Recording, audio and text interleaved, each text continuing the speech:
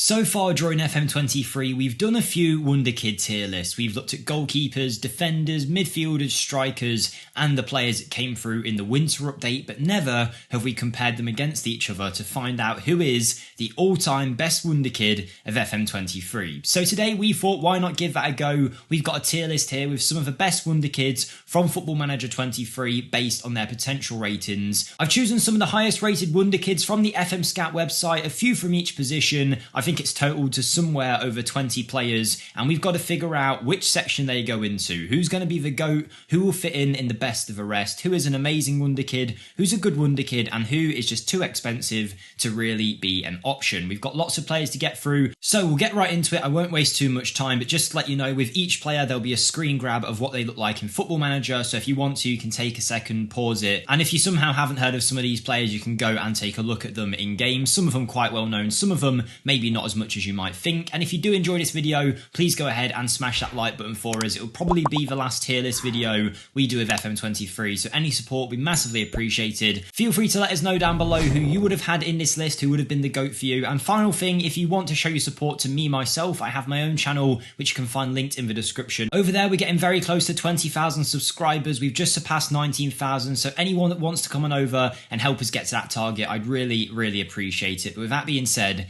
let's get started. And our first player on this list is a pretty big name, someone that's now moved in real life, and we need to figure out where to put him. It's of course Jude Bellingham of Borussia Dortmund, now of Real Madrid. Now I'm going to be quite harsh with these picks. These are going to be my own opinions, because realistically, as these are the best Wonderkids, they're all going to be in the amazing or best of the rest section, so we need to try and differentiate it. And I think for me, Bellingham goes in that category of too expensive. Now I'm not saying that you can't get Bellingham. I think Football Manager released a image not too long ago showing the most signed players in FM23, and Bellingham was in that team. But for most teams, if you're not an elite level side, you're not going to be able to pick him up for the first few seasons. I have signed him myself after a couple of years with a fairly decent team where I was able to pay his release clause from Dortmund, but in most cases, most teams won't be able to pick up someone like Jude Bellingham. And just for the sake of not having everyone in the best of the rest category, I'm going to be harsh and say for most people, he is too expensive. But of course, a phenomenal player, one of the best midfielders in the world, and he's got so many years left ahead of him, and that applies for this man as well, Pedri. One of the best players in Spanish football, came up through the academy. Pedri is a huge talent and has got the world at his feet still. He's still got so many years to get better as well, but much like Bellingham, I think for me, he's going to be another that falls in this too expensive category. I just don't see him being a really viable option for most clubs. Only the best clubs in the world would actually have a chance of tempting him from Barca, so I'll put him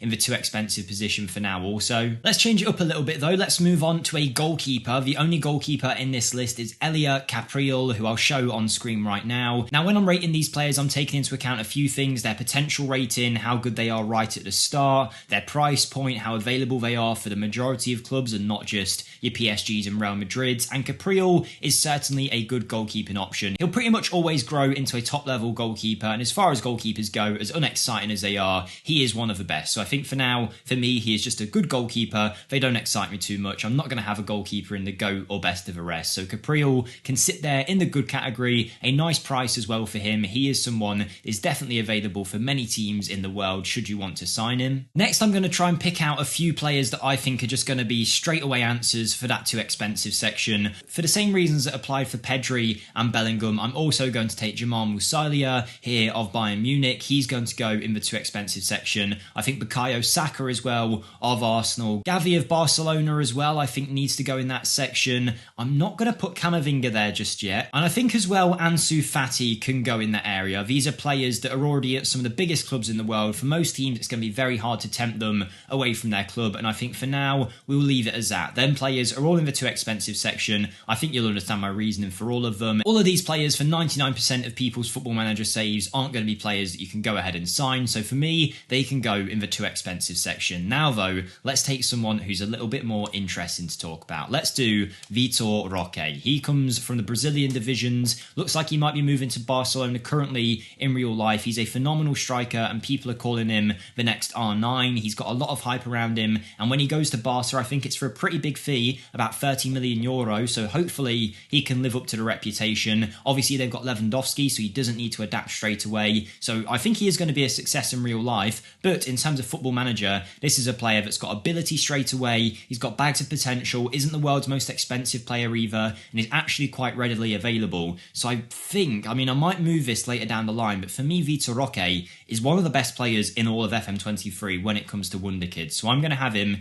in the best of the rest section for now. Maybe he'll move up to GOAT, maybe he'll move down to Amazing later. It'll all depend on what comes next, because I haven't planned this out. I haven't gone through each player and gone, okay, he's definitely my GOAT. I don't know yet. I'll be figuring it out as I talk through my reasons. But next we're going to move on to Josko Gvardiol. Now he is obviously a very talented player with a lot of potential, but a lot of you will be arguing that he should be in the too expensive section as well, and it might be a bit hypocritical of me, but I'm actually not going to put him there. Now if I did put him in this too expensive list, I think he would be the cheapest of anybody here, but he's still a pretty pricey player. The only thing that I think saves him, and that is that he's at Leipzig. Now they're still a team with a big reputation, a Champions League side on most occasions, but he is someone that is often willing to move away from his club if you can pay out for him, whereas some of these guys like Pedri and Fati are going to have to pay huge contracts for, whereas Gvardiol, I've been able to sign with teams like Leicester within a couple of years. So he is someone that is available. I think because of the potential that he has and the current ability as well, he starts off as one of the best defenders in the game and only gets better from there. So I'm going to put him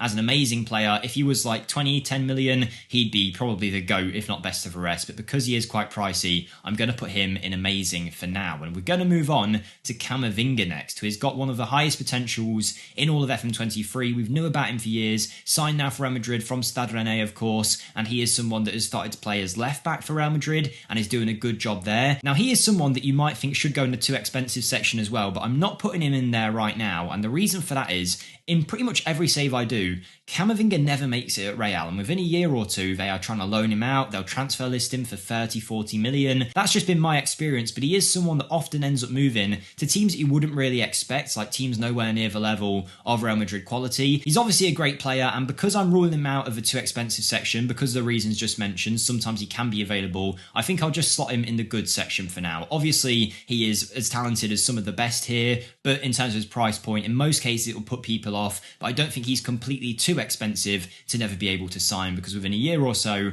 Real are usually looking to move him on in some fashion. Next we're going to go for the Italian centre-back Diego Coppola. Now this was quite controversial. When we did the Wonderkid list for defenders, I'm pretty sure Coppola ended up being my GOAT. A lot of you guys didn't agree with that. I didn't necessarily say he was the best in terms of his ability, but he does have great starting ability. But the thing with him is, he's a player who's actually quite readily available, willing to join quite a lot of clubs, not just the world's best. His price point was actually really cheap as well, but because of how much talent we've got in this video, I'm going to put him in the amazing section above Gvardiol just because of his price point. Now there is actually a defender in this list who I'm going to rate higher than Coppola later on, who in my original defenders rankings I had lower than him, but something has changed my mind on him recently, so I'll talk about that a little bit later. But these are our rankings so far. We've got a few too expensives. I don't think there'll be too many more in that section. A couple in the good section, some in the amazing, and Vitor Roque is currently our leader in the best of the rest category. But next we have got Yeremy Pino of Villarreal, another one that comes quite pricey but has lots of ability and a huge amount of potential as well. He's going to go on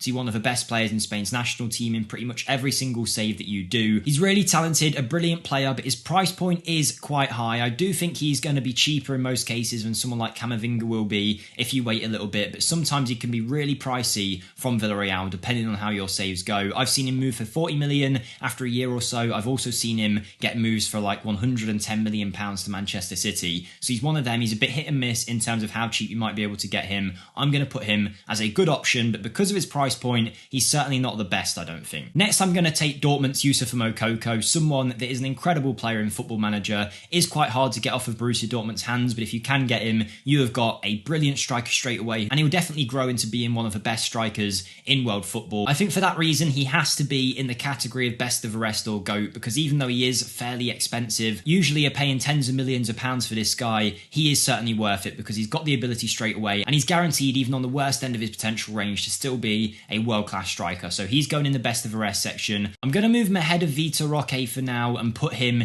as the best player that we've had so far. I know there will be some arguments about that. Some people don't get on with Moukoko, but for me, every time I've seen him, I think he is a phenomenal player, so he's going there. And whilst I put him there, I should mention that I think I've missed probably the best Wonderkid we've had in the last 20 years of Football Manager in terms of potential ability, and that is Endrick. I don't know how I didn't have his picture here. I was certain I loaded it in, but let's imagine we've got a mysterious Endrick here. I would put him in the best of the rest. He's not going to take GOAT for me. Now, even though Endrick should beat everyone based on ability and potential, he's going to go only in the best of the rest section for me, and that's because he's pretty much impossible to sign in your save. When you start it up, he'll have his move to Real Madrid that will kick in after a few years. Then once he gets there, he's obviously going to be a big part of Real Madrid's team. He won't be available for a few years in your save, and for that reason, Endrick for me will just be in best of the rest and not a GOAT. A player that many people are certain is going to be a future star of world football is Antonio Silva. The Portuguese centre-back playing for Benfica is a brilliant ball player. He's also great defensively, and he's built in every single section of his game, both technically, physically, and mentally. He's so young with so much potential to get better. One of the best centre-backs that you can get. He's cheaper than Gvardiol, so for me, he is going to be higher than him. But because Coppola is cheaper, I'm going to put Silva just a little bit lower than him, but still a great player and a centre-back you should definitely try in your save. Next, we've got Andreas Schelderup, who at the start of the year was incredible. Unfortunately, though, in real life, he has now moved to Benfica, which means in most of your saves, he's not a player that you can get for a little while, but still, he does end up being amazing, and for that reason, he can go in that amazing section. I would have had him in best of the rest, I think, a few months before that move to Benfica, but I think now, because of his availability, really, it's going to take you a little while before he's even available to be signed, so for that reason, he can go in the amazing section. But as far as wingers go, and someone that can cut inside and score goals and create chances, Schelderup is an absolute beast and someone that I think is going to have a great career in real life too. Alex Scott is our next player of Bristol City, someone that you expect will move to a Premier League club sometime soon. He's the kind of player I think Brighton might pick up should they lose Caicedo or McAllister or something like that. He's always really cheap for the player that you're getting. He's got bags of potential and ability, and often there isn't too much competition for him. Sometimes I still see him at Bristol after a couple of years, which I can never understand, and I think this year he is by far and away one of the breakout stars of FM23. So for me, he is in the best of the rest, might even push for GOAT a little bit later, but that's where we're putting him for now. Next, we've got Warren Zaire-Emery of PSG, a brilliant central midfielder. He's got some of the highest potential in Football Manager. I believe his potential range is 160 to 190, so even on the lower end, he is going to be world class, but on the high end, he's going to be one of the greatest midfielders to ever play the game. You might think because he's at PSG, he's not an available option to sign, but usually you can pick him up for about 15 million, which is a great price for him. He doesn't start off with the best ability, but he certainly has the potential to get better, and he can play at a high level fairly early on. So for me, Warren Zaire-Emery comes in as an amazing player. Maybe not as high as Schelderup, but still a phenomenal talent at the back. Next, we've got Tino Livramento, who is a good fullback option, plays for Southampton, can be quite pricey unless Southampton go down, but he's certainly a good player. I think for me, he can just fit in this good section there. There doesn't need to be too much said about him, but he has got a lot of potential at fullback and can go on to be an elite level player with a little bit of development. Southampton have got a gem on their hands. Looks like in real life he'll be moving to Newcastle now that they've been relegated, and I think for Newcastle he'll be a great deputy for Trippier as Trippier gets a little bit older. But for me, the cheaper and better option than Livramento is going to be Ivan Fresnada of Real Valladolid out in Spain. This man is an incredible player straight away. He's got bags of ability too. I'll put his attributes on screen. You can see just how well-rounded he is for such a young star. He's going to go on to do big things, being linked with the likes of Arsenal in real life. As far as fullbacks go, he's one of my favourites. Doesn't come at such a costly price either. Usually about £10 million is enough for him. So for that reason, he is going in the amazing section, and we're getting towards our final few now. We're going to take away Moises Caicedo next. I think of Brighton, obviously a huge player and probably should be in the too expensive section. Often Brighton are asking for 60, 80 million pounds for him. The only issue is though, if Brighton go down, you can usually get him for a pretty cut price fee, but that does require for Brighton to get relegated, which doesn't really happen since the January update when all of their players got boosted. So I think, you know what?